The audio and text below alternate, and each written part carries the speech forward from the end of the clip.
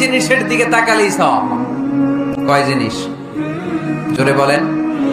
এক নাম্বার আন-নাযার ইলাল মুসহাফ, কোরআনের দিকে তাকালেই সওয়াব, পড়া লাগবে না, পড়লে তো সওয়াব আছে, তাকানো মাত্রই। দুই নাম্বার আন-নাযার ইলা ওয়াজহিল ওয়ালিদাইন, মা বাবার চেহারা, মা বাবার খেদমত করলে তো সওয়াব আছেই, টাকা দিলে তো সওয়াব আছেই, কিন্তু মা বাবার চেহারার নজরের দিকে যদি রহমতের নজরে একবার তাকান, একটা কবুল হজ করলে যেই সওয়াব, ওই সওয়াব আমল নামাই দিবে কে?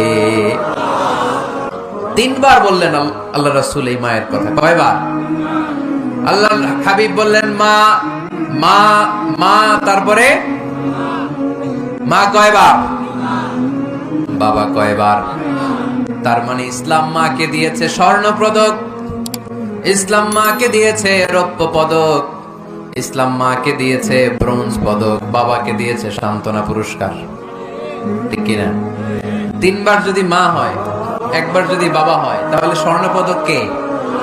রৌপ্য পদক, ব্রোঞ্জ পদক, সান্ত্বনা পুরস্কার। সুবহানাল্লাহ কইতে বললেন না?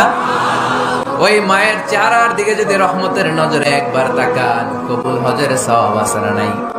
তাহলে এক নাম্বার কোরআনের দিকে নজর করলে সওয়াব, দুই নাম্বার মা বাবার চেহারার দিকে নজর করলে সওয়াব, তিন নাম্বার আল্লাহর কাবা ঘরের গিলাফের দিকে যখন